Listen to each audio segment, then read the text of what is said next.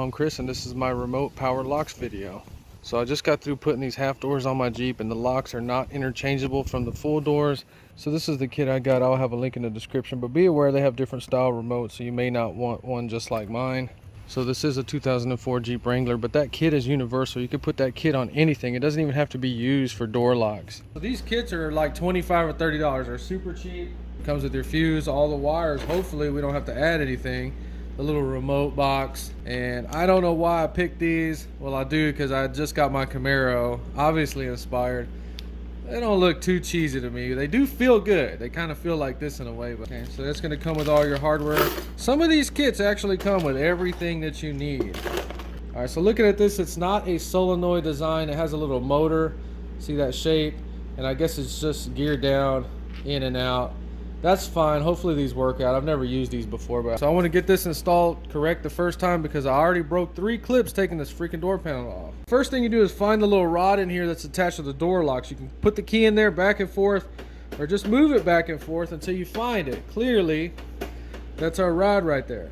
Okay, so once you determine the rod it's going to be, get your little motor and pull it out or in and try to get an idea about that pull. So we got just about an inch, maybe an inch and an eighth. And then you want to take a note of the way the motor mounts. Now to mount this, you want this in and out to be as parallel, lengthwise with the rod as possible. If you could go straight like that, that'd be perfect. And so we want to be parallel about right in here somewhere. Let's go ahead and get this thing off. Okay, I didn't see any instructions in that kit. We'll figure this out. Get one of the rods. So obviously this little rod is just going to kind of fix itself in there like that. So it's up to you to figure out where you're going to mount yours. Just keep in mind door glass and the door panel has to go back on. So you're going to have to find some nice hidden away place. It looks like on this one I can get away with right there on the inside. Okay, so this is sunken in on this side, but it's raised on the opposite side. So I'm going to try to put my screw hose right there on the raised part and mount the motor inside here. Just get it as straight as possible. Got our marks.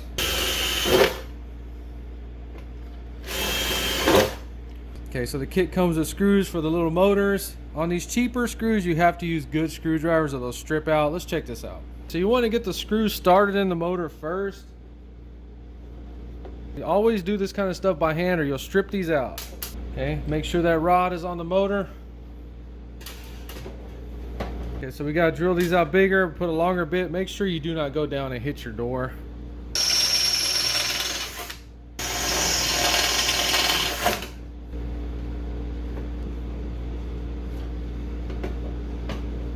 So totally hidden, we can still get to all the wires and the rod over here.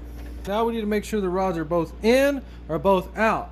See, out, in, out, in. So pull them both out, both in.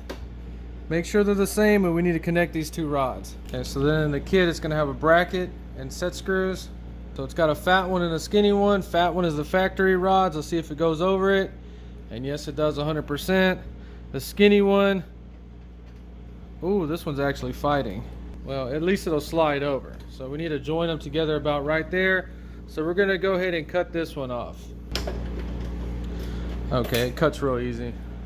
All right, so get your set screws started. Just remember they're both in the same direction. So I like that position, tighten it down. So make sure you tighten this up real good. Let's look at this wiring. It did not come with instructions, but we'll figure this out. So we got 5 wires coming off our main driver motor right here. Now these just look like they're gonna work in sync off of those, and they're just gonna go to the other doors. It's got plugs for 3 more motors. So in this plug, find the little signal box brain. Got these 5 in the harness. We're gonna go ahead and hook it up to our motor, color to color. So in our harness, you're gonna have a black ground. You're gonna have to ground to the vehicle. Red power wire. We got a battery in here, hooked straight up to the harness. We need to check this stuff out in here and make sure it works before we go put it on the vehicle. So the kit's gonna come with 2 remotes. All right, so that's what the remote buttons look like. Lock, unlock. This thing should work. Let's go ahead and try it out. Let's lock it. Ooh. It's already working. So if these are wired for the other 3 doors, we're gonna run that to the other door, hook this up according to color, and it should mimic what we do here on this side to this side. Let's just wire color to color and see if that is true. So we are locked. Look at that, it freaking locked it. That's freaking crazy.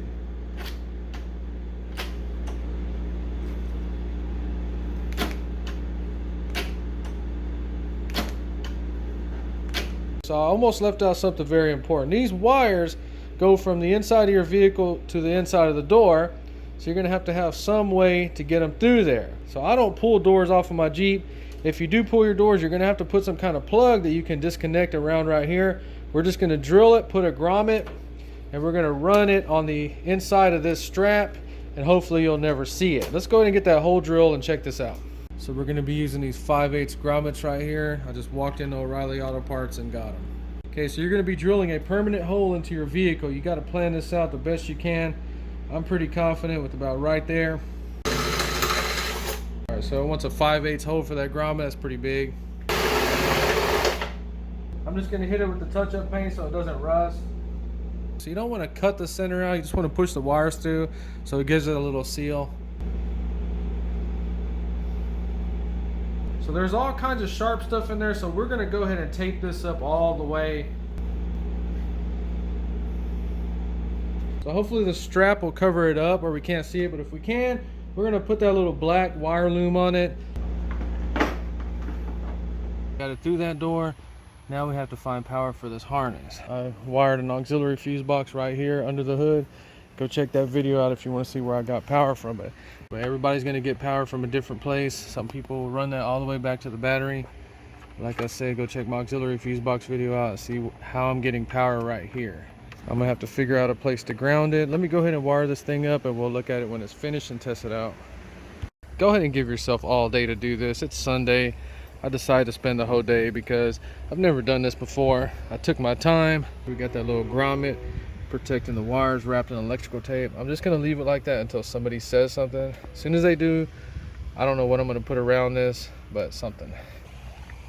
So I mean, we can close the doors, open it, it's not in a bind, everything's free. So I was gonna run the wire behind here, but it'll pinch the crap out of it, so I had no choice but to run it like that. So a little control box or brain box, got it zip tied around there so it doesn't fall, but it's just kind of sitting right there comfortably. So for the ground, I just looked under there, found an existing ground, added a terminal, grounded it right there. So for the power wire, I left the existing fuse on there. And remember we said we ran it back through the glove box area.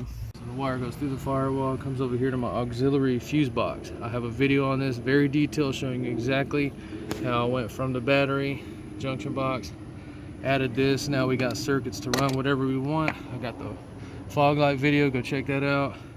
Got the amp to the radio right there, fog lights, and this was that wire I was showing you behind the glove box. So we just keep the fuse the same. Ready to go. So let's say we arrive at the party, close the door, freaking, ooh, are we locked? We are locked.